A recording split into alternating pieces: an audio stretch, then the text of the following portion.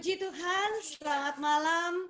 Kami bisa bertemu kembali di malam hari ini. Itu adalah karena kasih sayang Tuhan yang luar biasa untuk kehidupan kita masing-masing. Dan pada malam hari ini kita tiba di topik ke-12 dengan judul Fit for the End Time dari The Final Events of Bible Prophecy. Untuk sebelum itu, sebelum kita akan memulai, marilah kita siapkan Alkitab kita dan juga terutama hati kita, agar supaya kiranya kita boleh diberikan bantuan oleh Roh Kudus untuk dapat mendengar firman yang akan kita pelajari di malam hari ini. Dan biarlah kita semua boleh menjadi tanah yang gemur, yang siap untuk menerima firman-Nya, dan dengan bantuan Roh Kudus, kita juga dapat membagikannya bagi orang-orang di sekeliling kita, para keluarga kita, teman-teman kita. Dan juga apabila kita merasa terberkati dari pelajaran-pelajaran ini, maka mari kita ajak teman-teman, saudara-saudara kita untuk ikut serta di hari-hari yang akan datang. Dan untuk itu kita juga mengundang apabila ada pertanyaan, boleh segera chat ke host ataupun juga co-host, dan bisa juga dengan WA chat ke nomor 0896 0896 384 11655. Untuk itu kita akan segera memulai pelajaran kita hari ini. Dan kita akan buka dengan doa buka yang akan dipimpin oleh Saudari Bella Dona Wenas. Kami persilahkan. Baik, Shalom. Kita sama-sama tunduk kepala dan kita berdoa. Allah Bapa yang bertata dalam kerajaan surga, Bapa yang begitu baik di dalam kehidupan kami, Bapa yang tidak pernah meninggalkan kami. Terima kasih banyak Tuhan untuk kesempatan yang indah yang Tuhan sudah berikan bagi kami, di mana Tuhan masih memberikan kami kesempatan untuk kami dapat kembali lagi mempelajari, mendengar firman-Mu. Kami dapat lebih mengenal Engkau Tuhan lewat firman-Mu. Untuk itu kami mohon Tuhan, agar Tuhan dapat mengampuni segala dosa kami, mengampuni setiap kesalahan yang kami lakukan, agar setiap firman-Mu, agar setiap pelajaran yang kami dengarkan, itu semua bisa layak, itu semua bisa kami terima. Tentu saja Tuhan, dengan pertolongan Roh Kudus-Mu saja. Kami tahu setan bekerja keras untuk membuat kami bingung atau tidak mengerti dengan firman-Mu Tuhan. Tapi kami yakin dan percaya, Tuhan Engkau memiliki kuasa yang lebih besar. Dan kami yakin dan percaya di saat-saat seperti ini, Roh Kudus Tuhan bekerja untuk membuat kami mengerti. Kiranya Tuhan, Roh Kudus-Mu dapat bekerja di setiap hati masing-masing kami, agar apa yang kami dengarkan tidak lalu begitu saja, melainkan itu mendapatkan tempat di dalam hati kami, mengubahkan kami, mengubah karakter kami, untuk semakin hari semakin memiliki karakter seperti Yesus.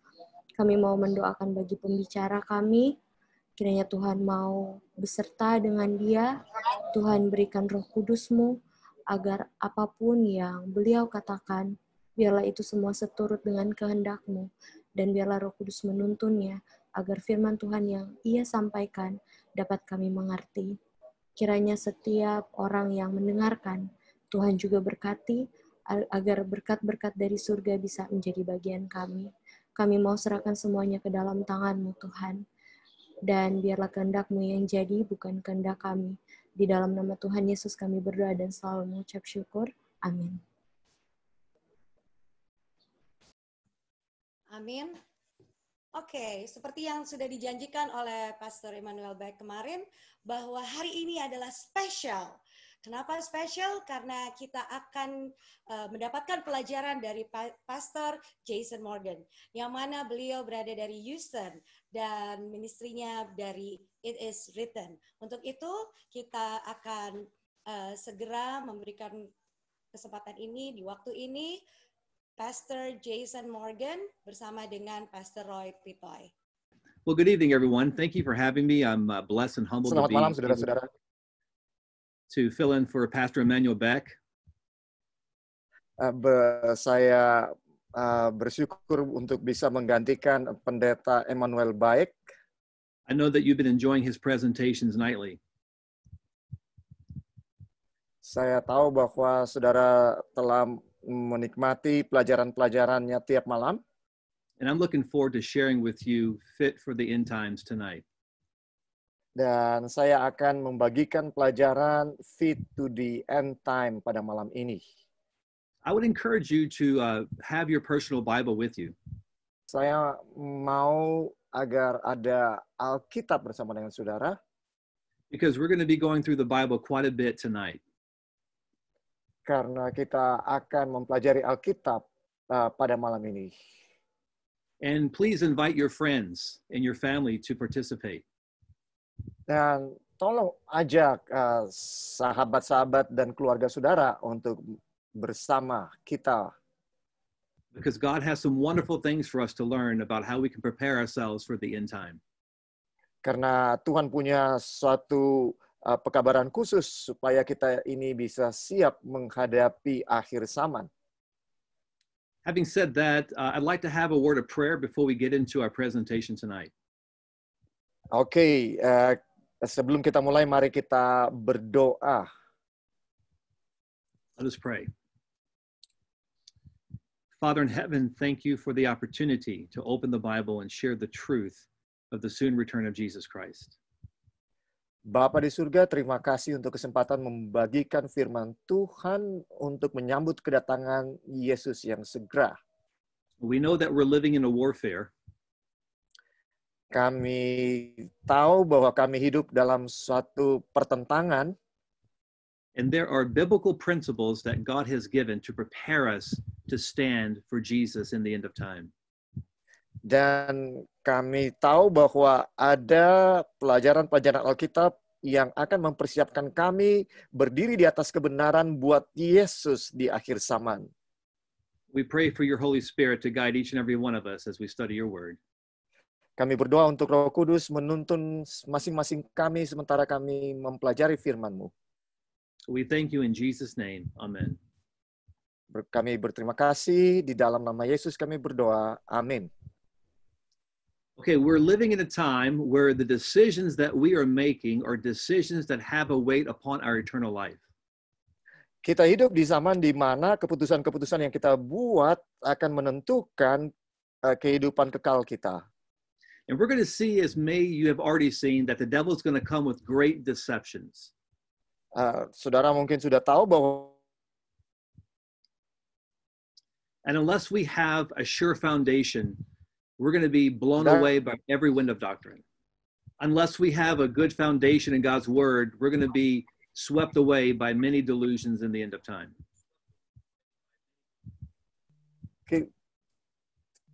Kita bisa saja disesatkan oleh banyak pencobaan di akhir zaman. So I'm thankful for the Bible that we have. Jadi saya berterima kasih untuk Alkitab yang kita miliki. You know, when Jesus walked the earth, he faced many, many temptations from the devil. Ketika Yesus ada di atas dunia, ia menghadapi berbagai-bagai pencobaan dari setan.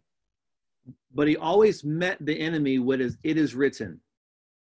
Tapi dia selalu menghadapi pencobaan itu dengan berkata, ada tertulis. He said, man shall not live by bread alone, but by every word that proceeds out of the mouth of God. Dia berkata bahwa manusia tidak hidup hanya oleh roti saja, melainkan dari setiap firman Tuhan yang keluar dari mulut Allah. But Jesus also had a clear mind. Tapi Yesus juga mempunyai pikiran yang jernih. He could discern the deceptions of Satan.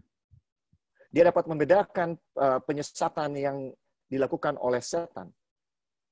Now, we're going to learn in Revelation chapter 13 Kita akan mempelajari Wahyu 13 that there's going to be an image set up in the end of time. bahwa akan ada patung yang didirikan di akhir zaman, and the world's going to be forced to bow down and worship the image. dan seluruh dunia akan dipaksa untuk menyembah patung itu. So the people will be faced with the powers that be. Jadi orang-orang akan menghadapi kekuasaan di akhir zaman. It reminds us of history. In the book of Daniel chapter 1 and chapter 2, we have a story in the Bible. Di dalam Daniel pasal 1 dan 2 kita ada cerita di dalam Alkitab. King Nebuchadnezzar set up a golden image. Raja Nebukadnezar mendirikan satu patung. And he commanded everyone to bow down and worship the golden image. Dan dia memerintahkan semua orang untuk tunduk kepada patung ini. Only 3 young men stood up and did not worship the image. Hanya 3 orang muda yang berdiri dan tidak menyembah patung itu. So why did most of the people bow down and worship this image? Jadi kenapa kebanyakan orang tunduk menyembah patung ini?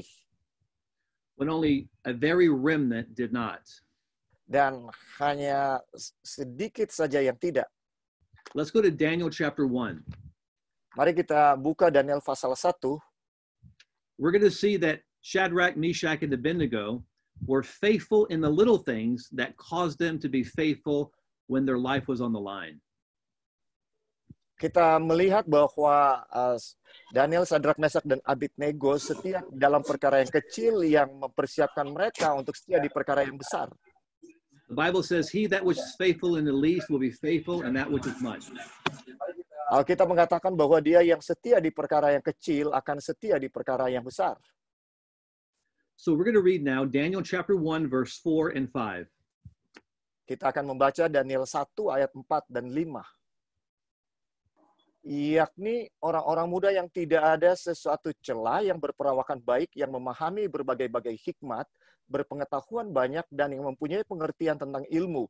Yakni orang-orang yang cakap untuk bekerja dalam istana raja, supaya mereka dapat diajarkan tulisan dan bahasa orang Kasdim. Dan raja menetapkan bagi mereka pelabur setiap hari dari santapan raja dan dari anggur yang biasa diminumnya. Mereka harus dididik selama 3 tahun dan sesudah itu mereka harus bekerja pada raja. So the king provided their food, provided everything for their needs. Jadi raja menyediakan segala kebutuhan mereka dan juga makanan mereka. And these were the choice young men from Jerusalem that Nebuchadnezzar had brought to serve his kingdom. Dan ini adalah orang-orang muda pilihan yang dibawa dari Yerusalem ke dalam kerajaannya. And the king provided their food for them. Dan raja menyediakan makanan buat mereka. But Daniel saw something that he knew would be displeasing to God. Tapi Daniel melihat sesuatu yang dia tahu akan menyakiti Tuhan. It would compromise his ability to serve the Lord. Dan itu akan mengkompromikan kesanggupannya untuk melayani Tuhan. Let's read Daniel 1 verse 8. Mari baca Daniel 1 ayat 8. Daniel berketetapan untuk tidak menajiskan dirinya dengan santapan raja dan dengan anggur yang biasa diminum raja. Dimintanyalah kepada pemimpin pegawai istana itu supaya ia tak usah menajiskan dirinya. Now, I want you to understand the situation Daniel and his friends are in. Saya mau saudara memahami situasi yang dialami oleh Daniel dan teman-temannya. For Daniel to refuse what the king provided would probably mean instant death. Bagi Daniel untuk menolak apa yang dihidangkan oleh raja itu artinya bisa saja langsung mati. But the Bible says Daniel had purpose in his heart that he would not defile himself. Alkitab berkata bahwa Daniel berketetapan untuk tidak menajiskan dirinya. And he requested something different to eat. Dan dia meminta sesuatu yang berbeda untuk dimakan. And they proved them. And after 10 days, they found them 10 times wiser than the other wise men. Dan setelah 10 hari, didapati bahwa Daniel dan teman-temannya lebih pintar dari yang orang-orang bijaksana. Now let's not forget that when Jesus walked the earth, he had a clear mind. Ingatlah bahwa ketika Yesus ada di atas dunia ini, dia punya pikiran yang jernih. Daniel and his friends have a clear mind. Daniel dan teman-temannya juga punya pikiran yang jernih. And God's people at the end of time must have clear minds to stand faithful in the end. Dan umat-umat Tuhan di akhir zaman harus punya pikiran yang jernih untuk bertahan sampai akhir. So let's look at a few things that Daniel saw on the table in Babylon that he refused to partake of. Jadi mari kita lihat hal-hal yang dilihat oleh Daniel yang membuat dia tidak mau makan. We'll go to Proverbs chapter 23. Mari kita buka di dalam Amsal 23. And verse 29 ayat 33. 29. Amsal 23 ayat 29. Proverbs 23, 29 through 33. Amsal 23 ayat 29 sampai 33. Siapa mengadu, siapa mengeluh, siapa bertengkar, siapa berkeluh kesah, siapa mendapat cedera tanpa sebab, siapa merah matanya, yakni mereka yang duduk dengan anggur sampai jauh malam, mereka yang datang mengecap anggur campuran. Jangan melihat kepada anggur. Kalau merah menarik warnanya dan mengilau dalam cawan yang mengalir masuk dengan nikmat. Tetapi kemudian memagut seperti ular dan menyemburkan bisa seperti beludak. Lalu matamu akan melihat hal-hal yang aneh dan hatimu mengucapkan kata-kata yang kacau. So this is referring to the alcoholic beverage.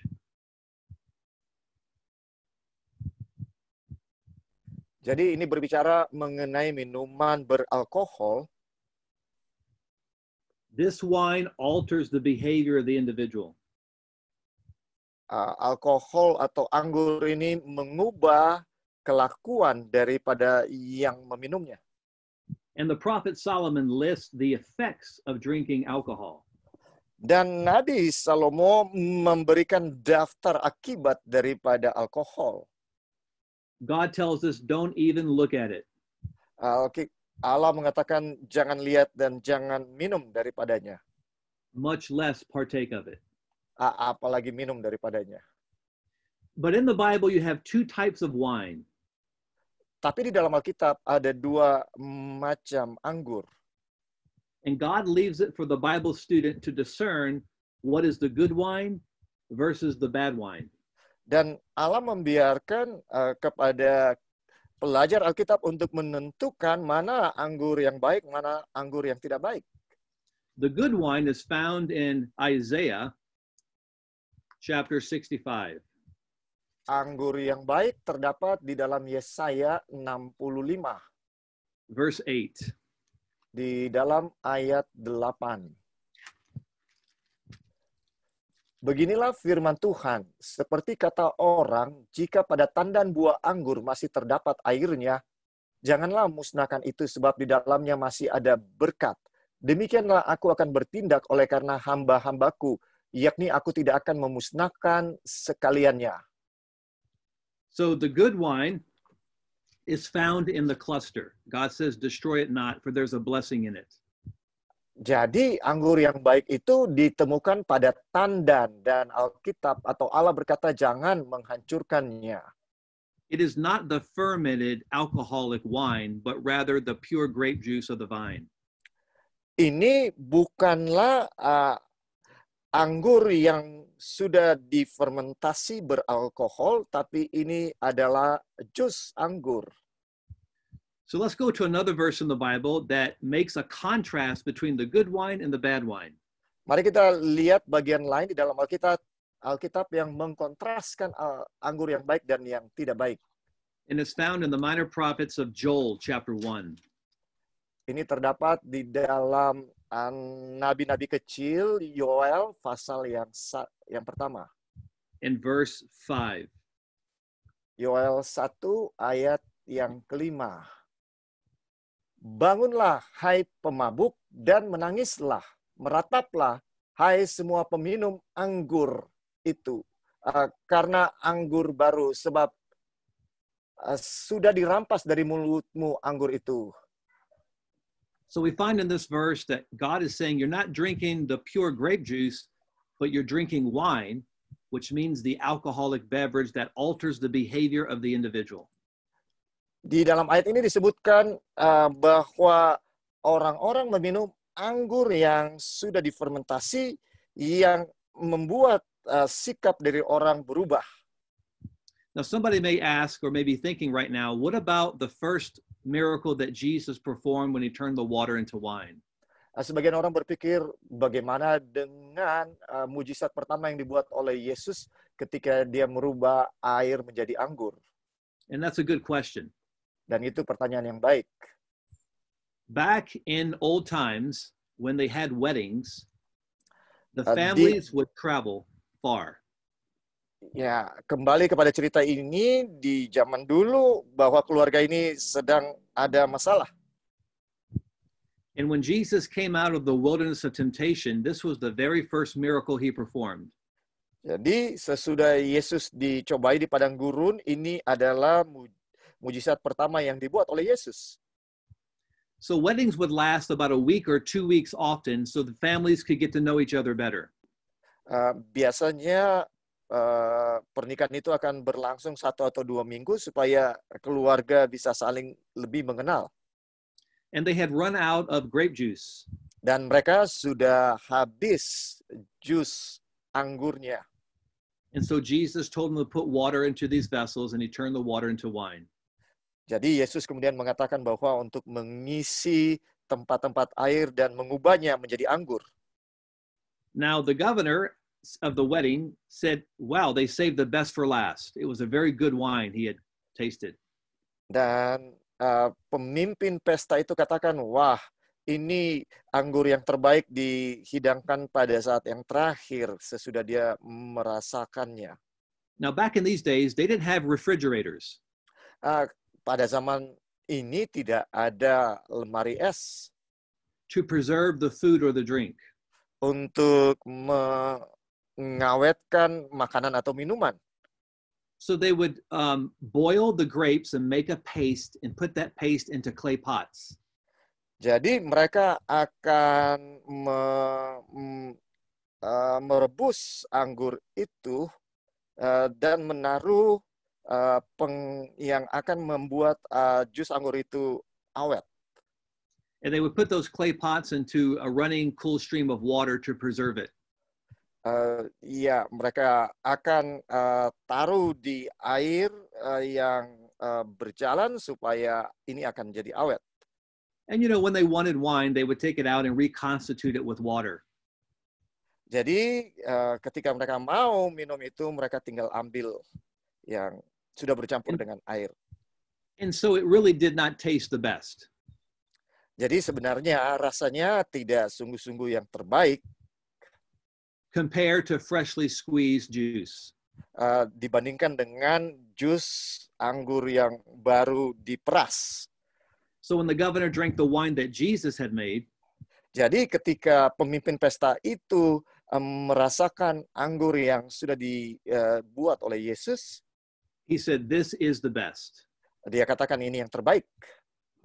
In Mark chapter 14, di dalam Markus pasal 14, Jesus talks about the wine that he's going to drink with us in his kingdom. Yesus berbicara mengenai anggur yang dia akan minum bersama-sama dengan kita di dalam kerajaannya. Verse 24 and 25. Di dalam ayat 24 dan 25. Dan ia berkata kepada mereka, inilah darahku, darah perjanjian yang ditumpahkan bagi banyak orang. Aku berkata kepadamu, sesungguhnya aku tidak akan minum lagi hasil pokok anggur sampai pada hari aku meminumnya, yaitu yang baru dalam kerajaan Allah. So Jesus would not associate his precious blood with the alcoholic wine that Proverbs tells us bites like a serpent. Jadi Yesus tidak tidak sedang mengasosiasikan darahnya dengan anggur yang beralkohol yang mematuk seperti ular. So let's just quickly look at some statistics of alcohol consumption. Mari kita lihat statistik dari minuman beralkohol. 95,000 deaths per year in the United States. 95.000 orang meninggal setiap tahunnya. $43 million in medical expenses. $43 juta di dalam biaya kesehatan pengobatan. Over 35% of hospital beds are people that are there because of alcohol consumption. 35% orang yang masuk ke rumah sakit disebabkan oleh minuman beralkohol. Now, somebody may be thinking maybe one glass a day is good for you. Sebagian orang berpikir kalau cuma 1 gelas setiap hari mungkin itu baik, sehat. But that is not true. Tapi itu tidak benar. Remember, the Bible says it's not the alcohol, but the grape juice that God said is a blessing to the body. Ingatlah bahwa bukan minuman beralkohol yang dikatakan oleh Allah di dalam Alkitab yang sehat bagi tubuh, tapi jus anggur. So alcohol is related to 40% of all suicides.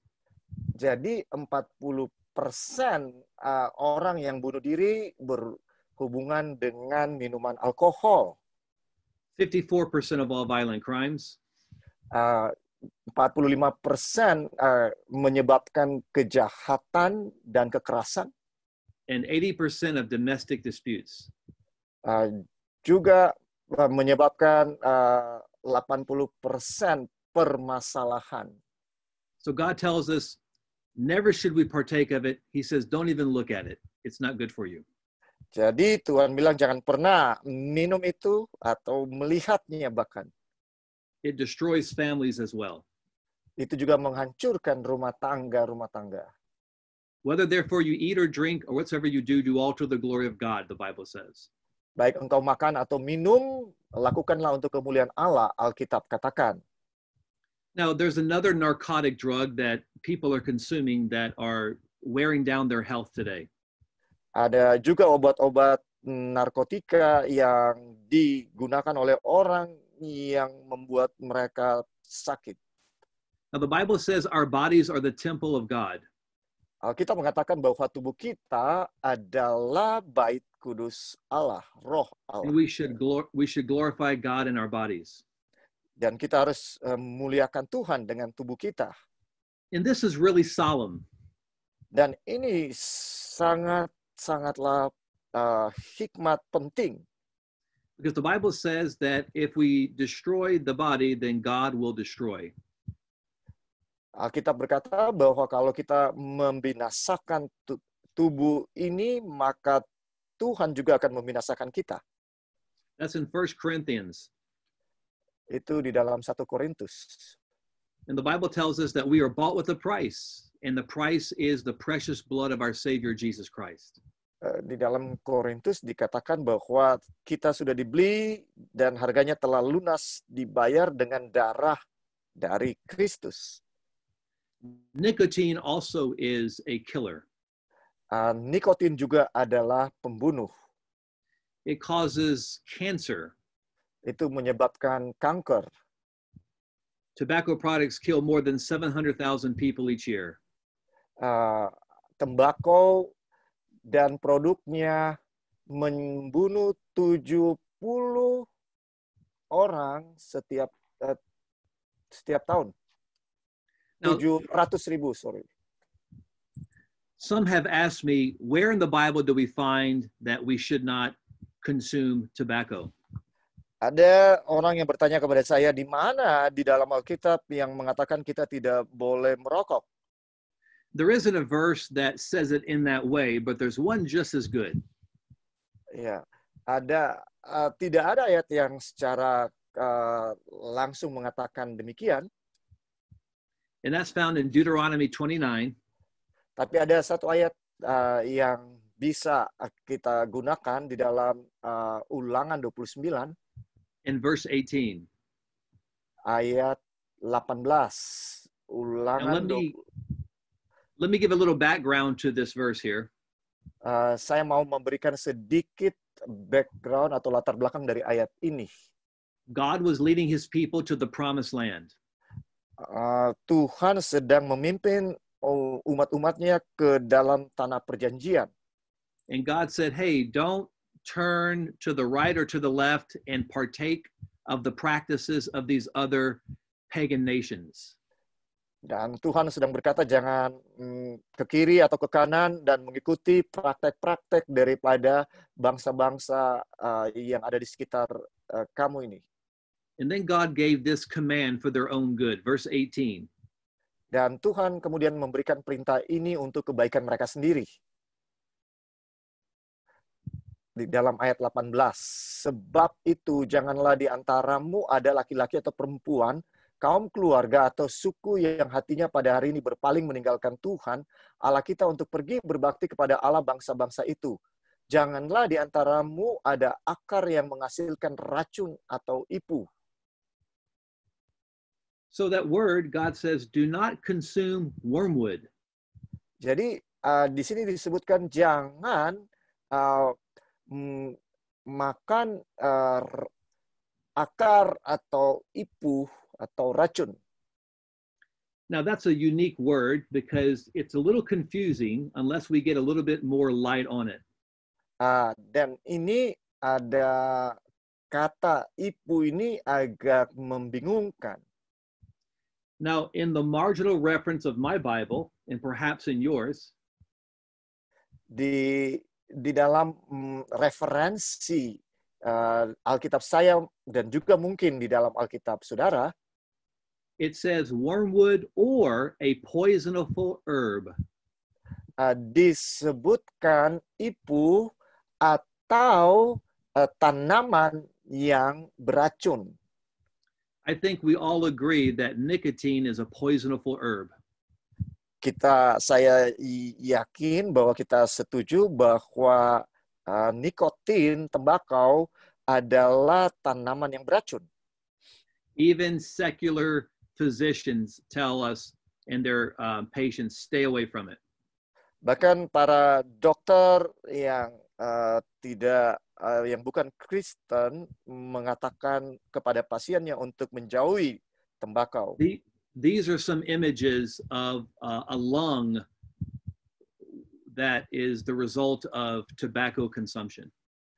Ini adalah paru-paru sebagai hasil menghisap tembakau. I'm going to tell you a personal story. Saya mau bagikan pengalaman pribadi about my grandfather. Tentang kakek saya. He died at the age of 62 of lung cancer. Dia meninggal pada usia 62 tahun. Still very young. Karena kanker paru-paru. And the cancer, masih muda sebenarnya. The cancer was eating him alive. Dan kanker itu betul-betul memakan dia hidup-hidup. So we rushed him to the hospital. Jadi kita bawa dia ke rumah sakit. And as he was laying on the table, dan sementara dia tergeletak, he had never given his life to Jesus Christ prior to that. Dia tidak pernah menyerahkan hidupnya kepada Yesus sebelumnya. But he knew he was dying. Tapi dia tahu bahwa dia sedang sekarat. And he started weeping. Dan dia mulai menangis. He asked if Jesus Christ would accept him there and then. Dia bertanya apakah Yesus akan menerimanya di sana saat itu. My mother cried with him. Ibu saya menangis dengan dia. And she says, yes, Jesus will accept you if your heart is sincere. Iya, Yesus akan menerima engkau kalau engkau sungguh-sungguh. And they began to pray together. Dan mereka mulai berdoa bersama-sama. And he asked Jesus to come into his heart. Dan dia minta Yesus untuk datang di dalam hatinya. And shortly after that prayer, segera sesudah doa itu, he died. Dia meninggal. And this black substance or black cancerous substance came out of his mouth on the floor. Dan cairan hitam dari kanker itu keluar dari mulutnya dan memancar ke tanah, ke lantai. Now I want to make a point right now. Saya mau menyampaikan hal yang penting saat ini. I believe that Jesus heard his prayer. Saya percaya bahwa Yesus mendengarkan doanya. And I believe that Jesus did forgive him. Dan saya percaya bahwa Yesus mengampuni dia.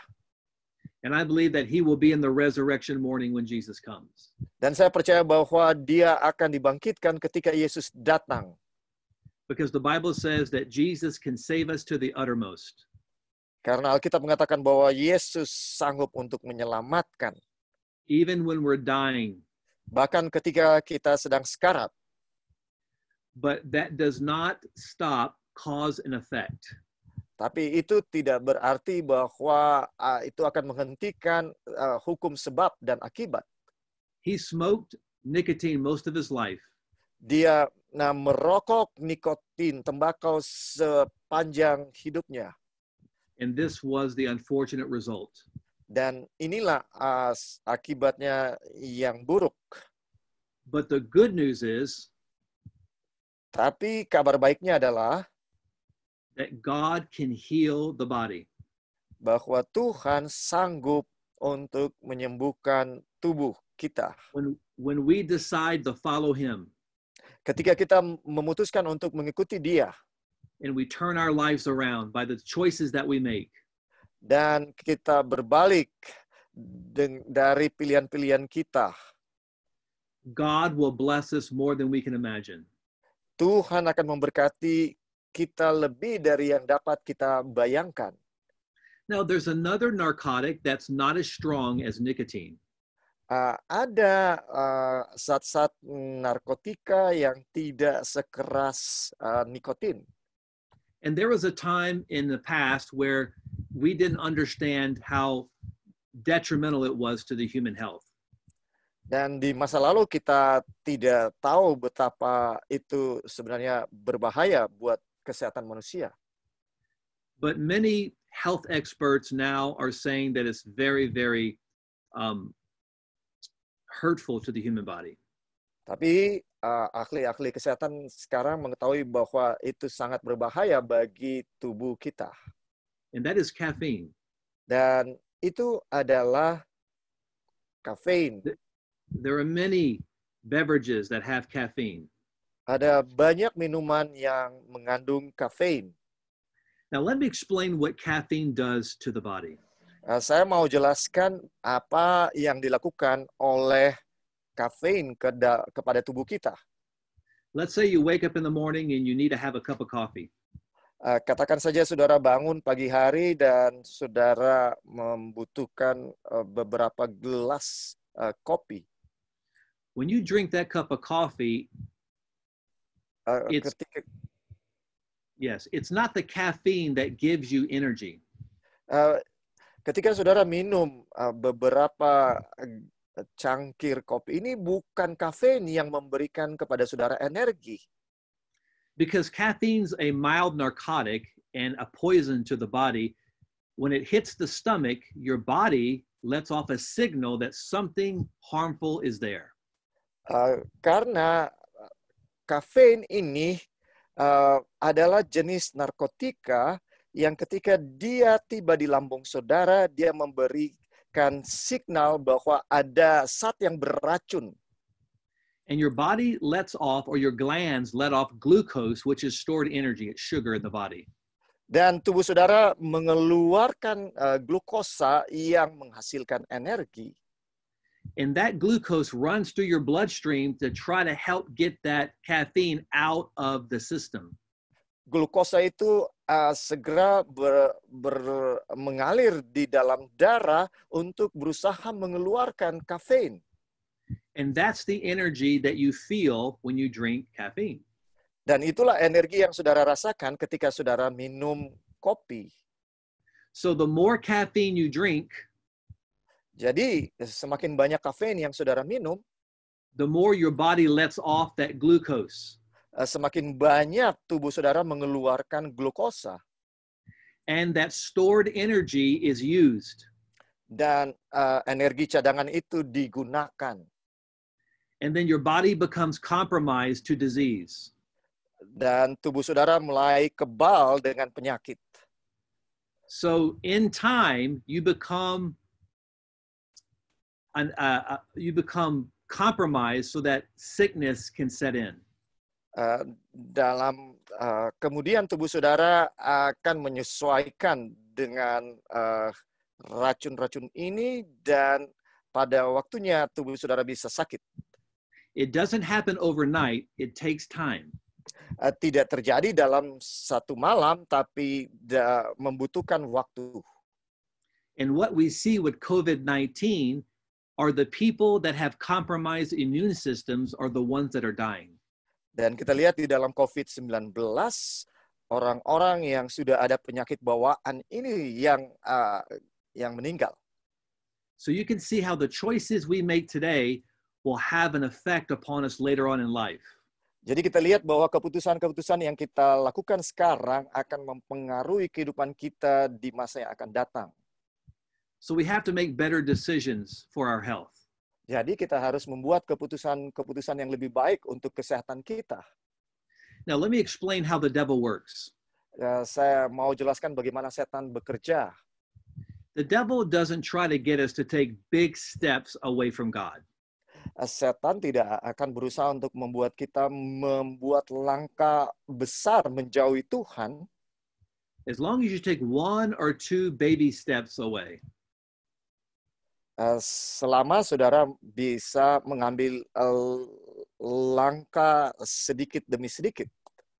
And he knows in time, if he gives us to take these steps away from God, that we become a sport for his temptations and his deceptions. Dan dia tahu kalau kita terus melakukan langkah-langkah kecil ini, maka kita ada dalam tangannya. And we're not going to have the faith and the experience to stand for God like Shadrach, Meshach, and Abednego did. Kita tidak akan mendapatkan pengalaman sebagaimana yang dilakukan oleh Shadrach, Meshach, dan Abednego. Now remember, Daniel purposed in his heart that he would not defile himself. Ingatlah bahwa Daniel berketetapan untuk tidak menajiskan dirinya. And his friends also. Dan teman-temannya juga. That decision strengthened them to stand up when the golden image was enforced. Keputusan itu telah menguatkan mereka ketika mereka dipaksa untuk menyembah patung emas itu.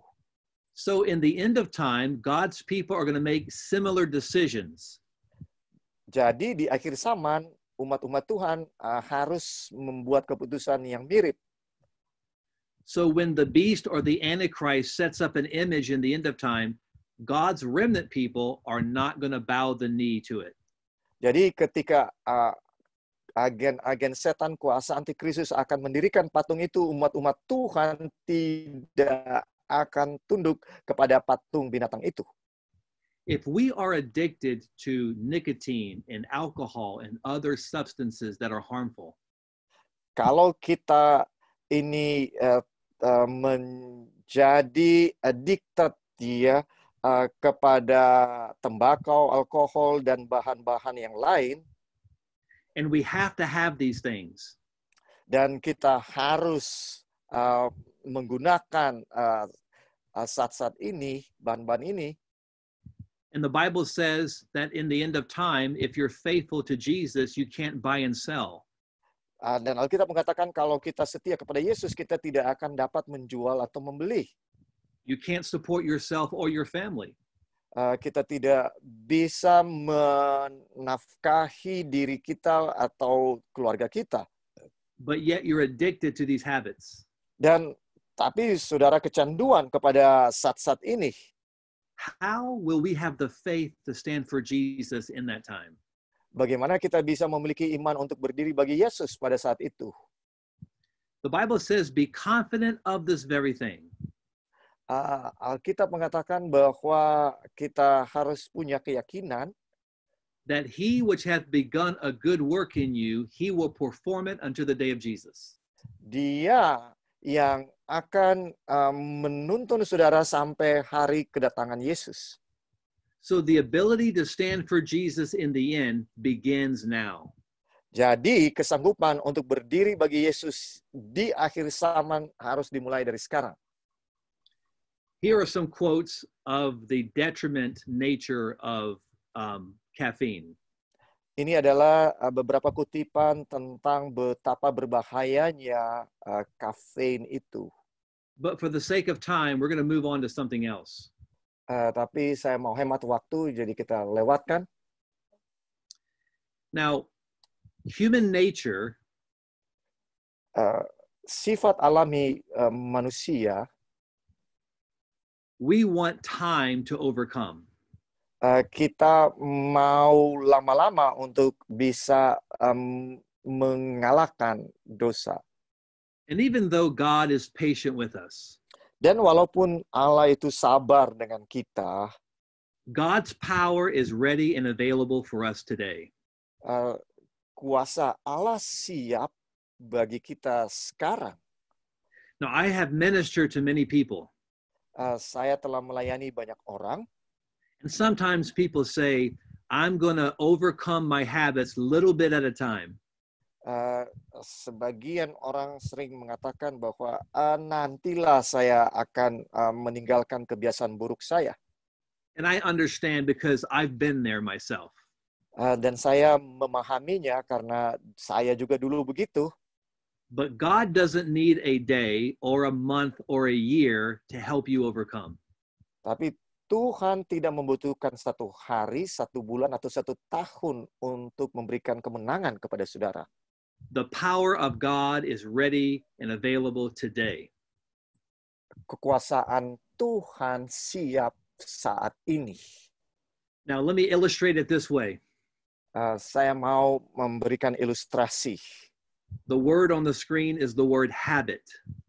Kata yang ada di layar adalah kebiasaan. So let's cut off a little bit of that word. Jadi mari kita bahas sedikit tentang kata ini. Like human nature tries to cut off a bad habit little bit at a time.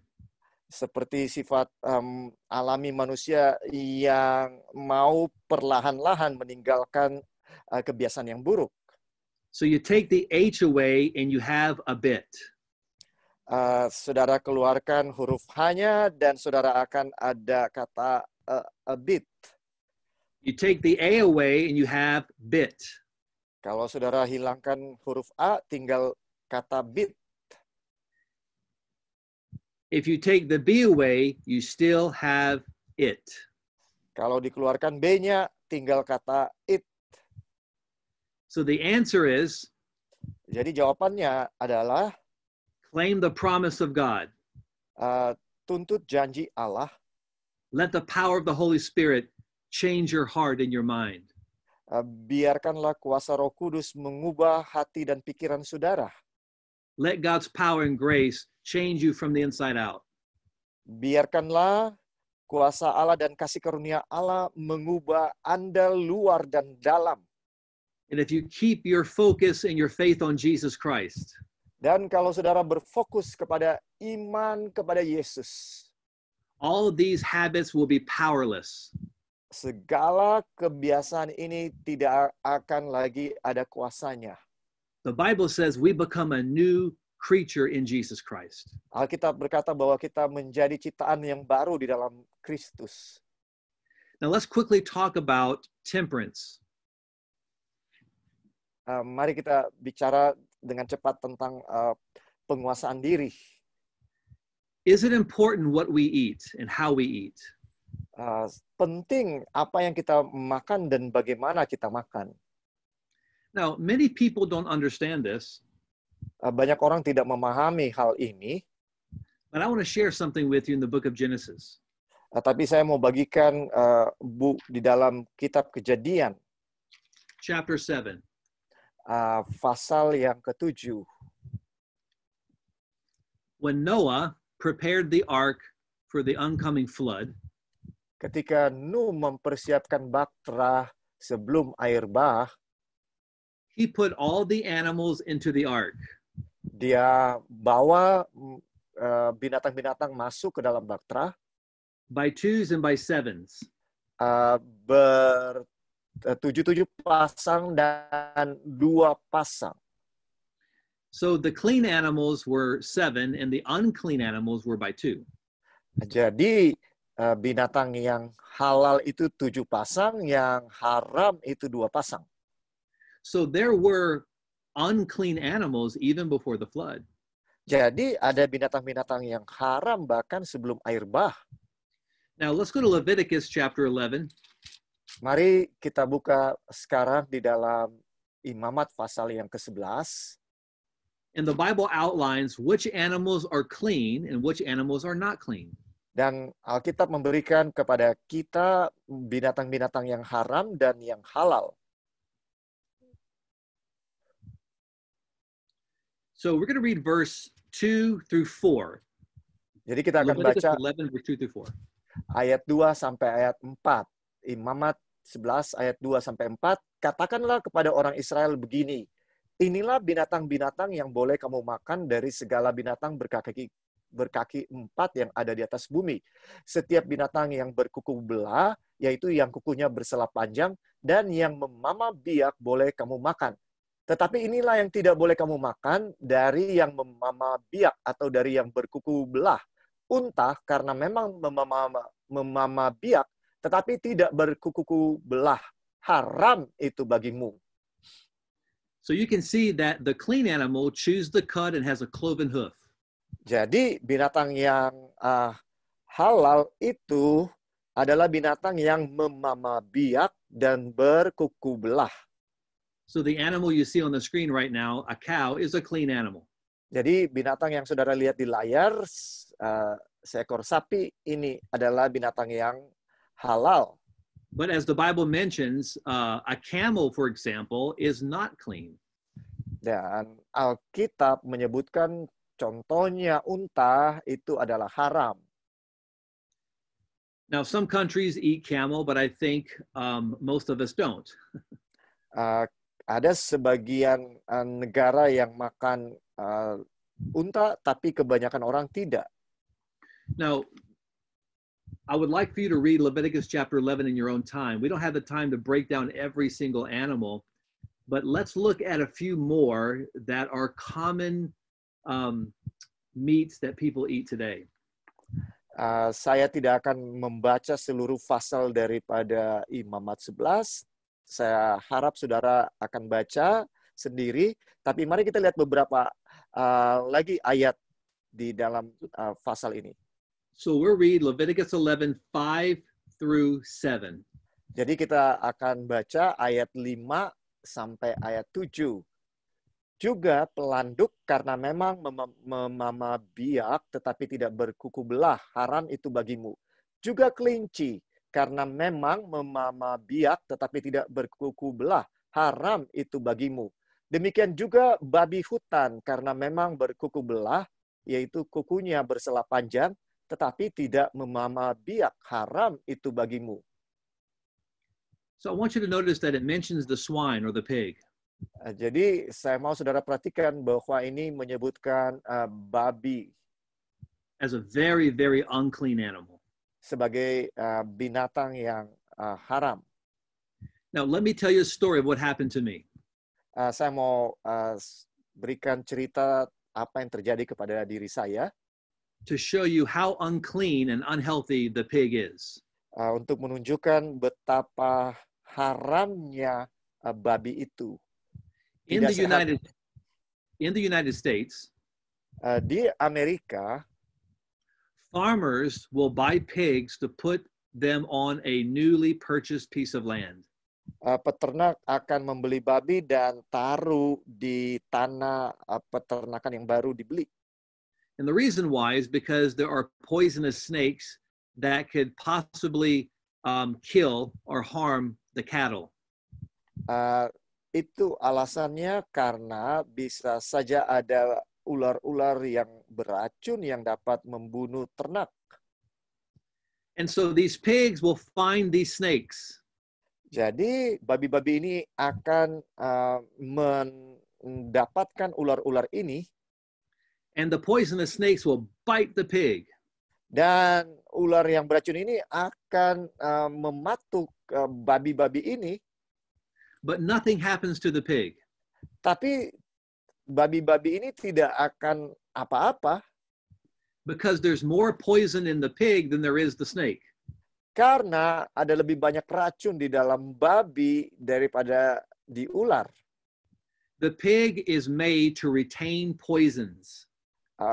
Babi diciptakan untuk bisa menampung semua racun-racun.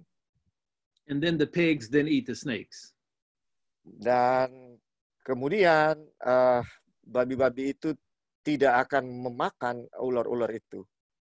So a friend of mine took me to his farm. Jadi ada teman saya yang bawa ke peternakannya, And he called all the cattle to come eat the grain that he had put out.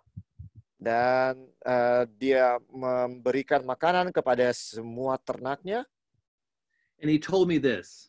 dan dia katakan hal berikut ini kepada saya. After the cattle are finished eating, Sesudah semua ternak ini makan, the pigs will follow the cattle. babi-babi akan mengikuti ternak-ternak ini. Because when the cattle drop their waste, Karena ketika mereka membuang kotorannya, the pigs will rush to eat it because they want to eat something warm. maka babi-babi ini segera akan makan karena mereka masih pengen makan. Now you can imagine if we then eat the pig, what type of health we're going to have.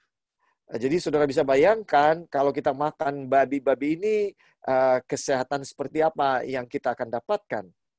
And unfortunately, many people around the world are dying of cancer because of what they're putting into their bodies. Sayangnya begitu banyak orang yang mati oleh karena kanker karena apa yang mereka masukkan ke dalam tubuh mereka. This is a credible book in the United States called Reader's Digest. Ini berasal dari majalah Reader Digest. And what this book says is that a single serving of pork Dan buku ini mengatakan satu piring ya dari daging babi can tremendously compromise the health of the person. Atau sedikit daging babi akan berbahaya bagi kesehatan seseorang. Because in pork meat, you have a trichina worm. Karena di dalam babi ada ulat trichina. When you eat the pork, these worms spread in your bloodstream. Ketika saudara makan daging ini, maka cacing-cacing ini akan masuk ke dalam saluran darah saudara. And they eat away at the human tissue and the human brain. Dan ulat-ulat ini, saudara-saudara, akan memakan bahkan otak dari manusia. Under the microscope, you can see the worm. Dengan mikroskop, saudara bisa melihat ini cacing-cacing pita ini. So when you buy pork meat, jadi ketika saudara membeli daging babi, here in America, there will be a little sticker on there that says, cook this very well. Maka akan ada peringatan di Amerika bahwa ini harus dimasak dengan benar. And the reason why the store says that is because they want you to cook it well to kill the worms inside.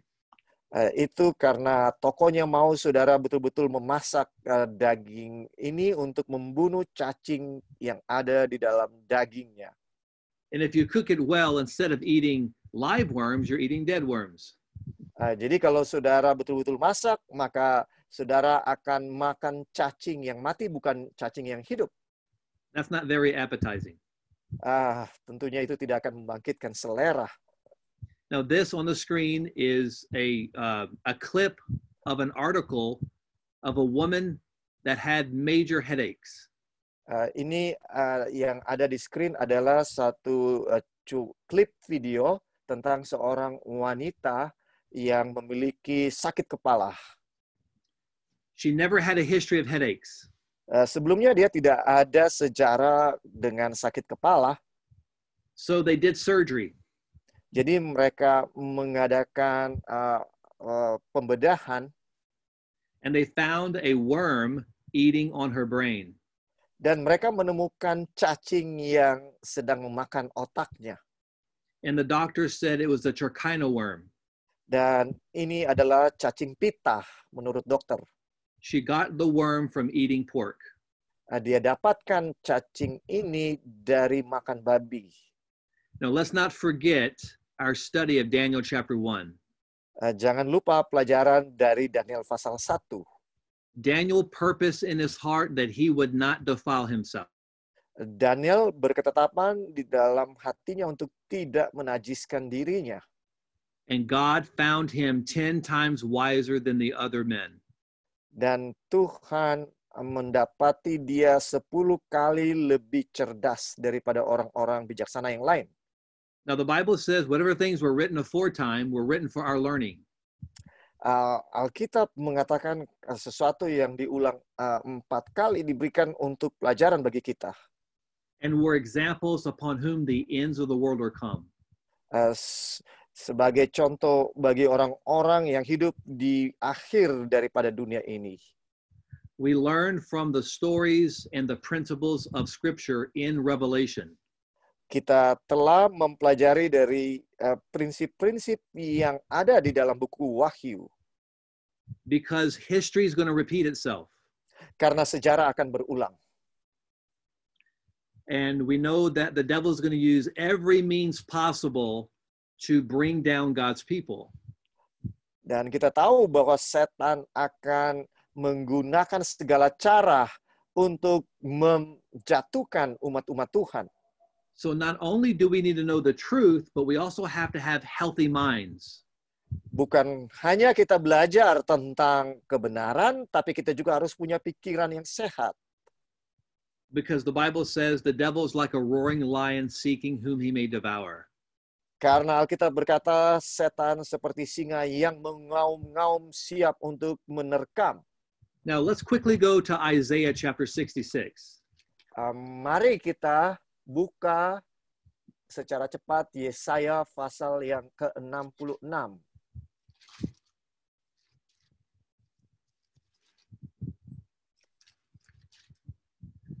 In Isaiah 66, the Bible talks about the second coming of Jesus Christ. Di dalam Yesaya 66, Alkitab berbicara mengenai kedatangan Yesus yang kedua kali. And it describes his coming in power and great glory.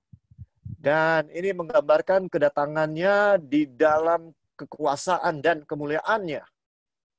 Now this is evident from verse 15 through 18. Ini kita dapati di dalam ayat 15 sampai ayat 18. So why don't we quickly read these verses? Jadi mari kita baca ayat-ayat ini. Sebab sesungguhnya Tuhan akan datang dengan api dan kereta-keretanya akan seperti puting beliung untuk melampiaskan murkanya dengan kepanasan dan hardiknya dengan nyala api. Sebab Tuhan akan menghukum segala yang hidup dengan api dan dengan pedangnya. Dan orang-orang yang mati terbunuh oleh Tuhan akan banyak jumlahnya.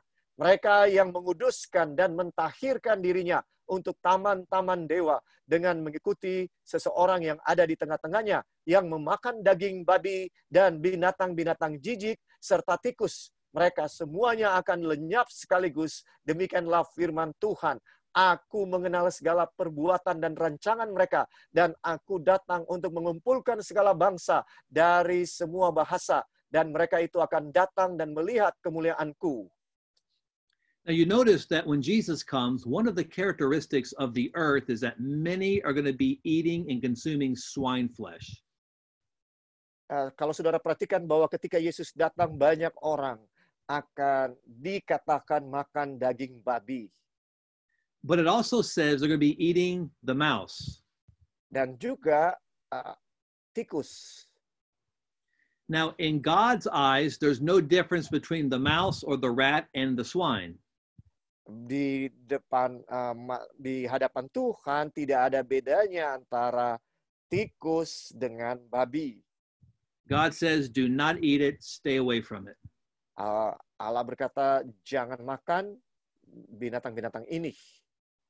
Now, since we're getting close to the end of the presentation, I'd like to move on to something else before we have our closing word here. Now, in Leviticus chapter 11, sebelum kita akhiri, saya ingin menyampaikan sesuatu di dalam pasal yang ke-11 Imamat, verse 11. Ayat yang ke-11. The Bible talks about the clean fish and the unclean fish. Alkitab berbicara mengenai ikan yang halal dan ikan yang haram. Verse 9 and 10. We'll read those. Di dalam ayat 9 dan 10, inilah yang boleh kamu makan dari segala yang hidup di dalam air, segala yang bersirip dan bersisik di dalam air, di dalam lautan dan di dalam sungai, itulah semuanya yang boleh kamu makan.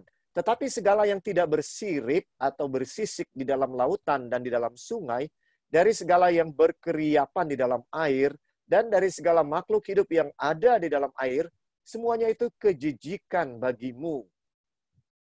So the clean fish has fins and scales.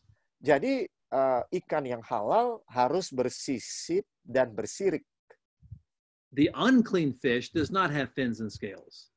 Sementara yang tidak halal, ya tidak punya sirip dan sisik. And the reason why are these unclean fish are bottom feeders. Alasannya binatang atau ikan-ikan yang haram ini mereka adalah pembersih. So like the swine, when all the waste goes and falls into the water, God made these fish to eat all that waste. Jadi sama seperti babi, ikan-ikan ini diciptakan oleh Tuhan untuk menjadi pembersih di laut. God did not make these for human consumption. Tuhan tidak ciptakan binatang-binatang ini untuk dimakan. Again, when you put the unclean into the clean human body, it compromises the health and eventually brings disease. Jadi ketika saudara masukkan binatang-binatang yang haram ini ke dalam tubuh, maka itu akan menyebabkan penyakit. Now, I want to name a few things that are unclean. Saya mau sebutkan beberapa yang haram. The catfish is unclean. Ikan catfish itu haram. Shellfish is unclean. Juga kerang itu haram. Clams are unclean. Clams juga haram. Because these creatures are made to clean the bottom of the ocean, to clean up the waste. Karena semua ikan-ikan ini diciptakan untuk menjadi pembersih di laut. Many have contracted disease because of eating these things. Banyak yang telah kena penyakit karena makan ikan-ikan ini. Now, we are living in a time in Earth's history Kita sedang hidup di sejarah dunia when disease is everywhere. Ketika penyakit ada di mana-mana. Even among the clean animals, we're finding disease. Bahkan di antara daging-daging yang binatang yang halal kita temukan juga penyakit. So even though there are clean animals that God allowed people to eat, jadi bahkan kepada binatang-binatang halal yang Tuhan izinkan, there are unclean animals that He forbids. Ada binatang-binatang haram yang Dia larang. But even among the clean, we find a lot of disease today. Bahkan di antara yang halal, kita dapati banyak penyakit sekarang ini. God says this. He says, "Come now, let us reason together, saith the Lord." Allah berkata, mari kita berpikir atau berperkara. God wants us to reason with our mind. Tuhan mau kita berpikir dengan pikiran kita. The World Health Organization claims that 1/3 of the whole world is sick. 1/3 dari penduduk bumi sakit menurut WHO. Because people are not making wise choices. Karena orang-orang tidak membuat keputusan yang pintar. And many want a cure. They want to treat the symptom, which is the result of their choices, instead of prevention. Dan mereka berusaha untuk mengobati gejala-gejala penyakit yang merupakan akibat dari pilihan-pilihan mereka. But the Bible teaches us principles of prevention. Tapi Alkitab mengajarkan kepada kita prinsip-prinsip pencegahan. Now, I want you to understand Saya mau saudara memahami that God is not trying to take away things that we enjoy. Bahwa Allah tidak berusaha membuat atau mengambil hal-hal yang kita nikmati. God will never ask you to give up something unless he has something better for you. Tuhan tidak akan melarang saudara untuk berbuat satu kecuali dia memiliki yang lebih baik. He wants you to have long life even here on this earth. Dia mau saudara memiliki umur yang panjang bahkan di atas dunia ini. He wants you to have a clear mind. Dia mau saudara punya pikiran yang sehat. And God has given an amazing amount of wonderful food that is healthy to the body. Dan Tuhan telah memberikan banyak sekali makanan yang sehat buat tubuh saudara. He's given the herbs of the field. He's given the fruit of the trees, many grains, many wonderful foods that God has made to preserve our health and give us clear minds. Tuhan telah menciptakan sayur-sayuran, buah-buahan, dan biji-bijian yang akan memberikan kesehatan dan pikiran yang sehat. And I want you to think about the benefits of following God's plan in his word. Dan saya mau saudara pikirkan keuntungan-keuntungan dari mengikuti rencana Allah di dalam firman-Nya. Now, I understand that there may be a struggle. Saya memahami bahwa tentunya ada pergumulan. I struggled with the very same things that we're learning in our seminar tonight. Saya juga bergumul dengan apa yang telah kita pelajari di dalam pelajaran kita malam ini. But I can tell you, when I decided to follow Jesus Christ, Tapi saya bisa katakan kepada saudara ketika saya memutuskan untuk mengikuti Yesus, God gave me victory over many of these things. Tuhan memberikan kepada saya kemenangan dari banyak hal. And God can give you the victory as well. Dan Tuhan bisa memberikan kemenangan yang sama kepada saudara. Look away from your weakness. Tinggalkan kekurangan dan kelemahan saudara. And keep your eyes on the promise of Jesus Christ. Dan lihatlah kepada janji daripada Tuhan Yesus. The Bible says, I can do all things through Christ who strengthens me. Alkitab berkata bahwa saya dapat melakukan segala hal di dalam Kristus yang memberikan kekuatan kepada saya. The Bible also says, I will keep you in perfect peace whose mind is stayed upon thee. Alkitab juga berkata bahwa aku akan membuat engkau tenang di dalam orang yang memikirkan tentang aku terus. Now, in closing, I want to share something with you. Sebagai penutup, saya ingin bagikan sesuatu kepada saudara. In Revelation chapter 13, Di dalam Wahyu pasal yang ke-13, there's a universal worldwide issue that's coming. ada isu global yang akan datang. And everybody's going to be tested. Dan setiap orang akan diuji. And the little things in life do matter, and they will determine whether we're going to be faithful in the end of time. Dan hal-hal yang kecil di dalam hidup akan sangat berperan untuk menentukan kehidupan kita pada akhir zaman. If you are watching today or listening, I want you to know that God is giving you an opportunity and time to prepare you for that. Dan kalau saudara menyaksikan ini, saat ini, saya mau saudara tahu bahwa Tuhan sedang mempersiapkan saudara. But God cannot do anything unless we choose to serve Him. Tapi Tuhan tidak dapat berbuat apa-apa kecuali kita memilih untuk melayani Dia. Once we make that choice, Ketika saudara membuat keputusan itu, God will empower the person. Tuhan akan menguatkan saudara. And these habits and these things that are so strong upon the human body will be broken. Dan kebiasaan ini yang sangat kuat di dalam tubuh manusia akan tidak berpengaruh. And our message is fit for the end times.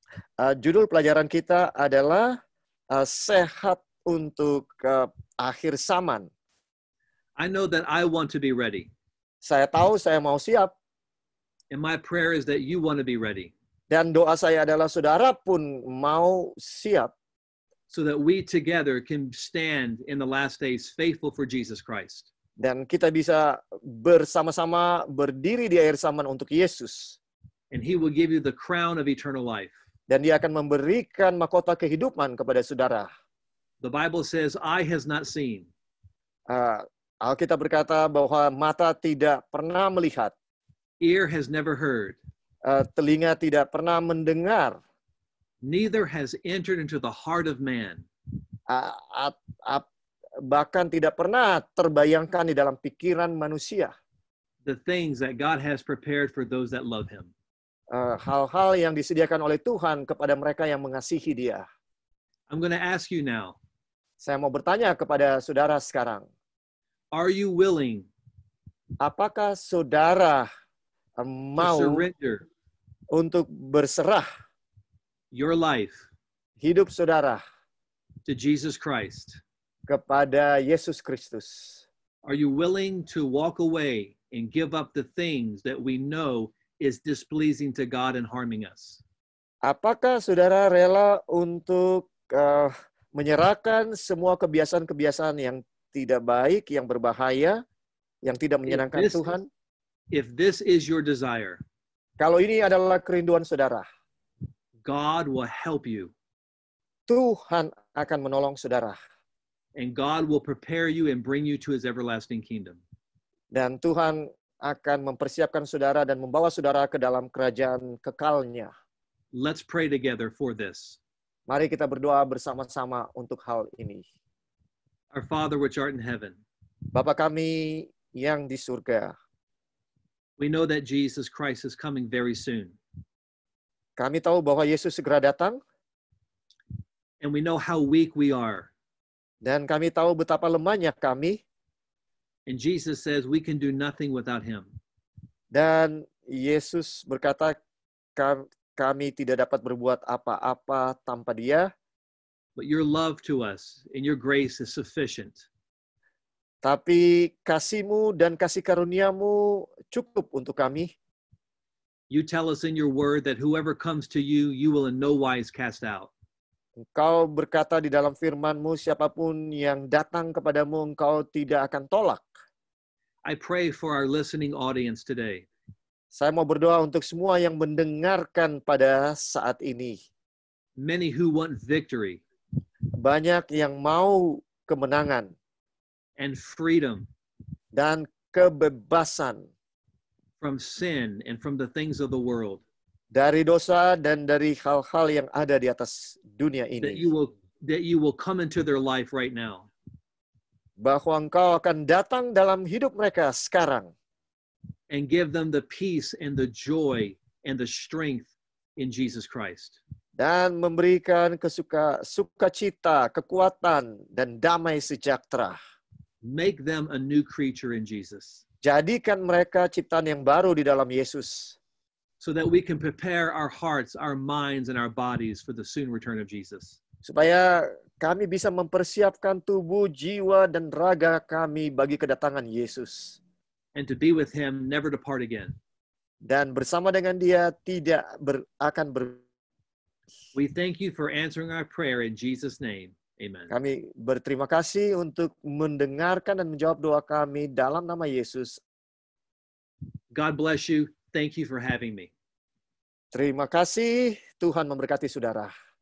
Puji Tuhan, terima kasih untuk pelayanan. Thank you, Pastor Jason, for the lesson, for a great lesson. Dan kita kiranya boleh mengingat di mana ada larangan yang Tuhan berikan itu karena Dia menyiapkan sesuatu yang lebih baik untuk kita. Dan kita semua rindu ingin pulang bersama-sama ke New Jerusalem. Untuk itu, kiranya bila ada dari kita yang ingin mengulang, mendapatkan rekaman, bisa melihat di YouTube channel kita, ada tertulis, ataupun juga God's Word Ministry.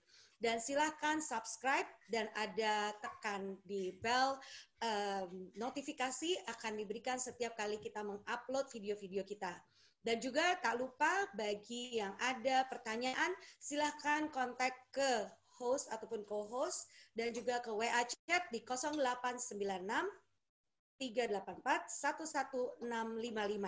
Untuk itu, kita bertemu kembali besok malam. Pastikan ajak teman-teman dan juga ajak keluarga kita apabila terlebih kita merasa terberkati dari pelajaran-pelajaran ini. Sampai jumpa, Tuhan Yesus memberkati.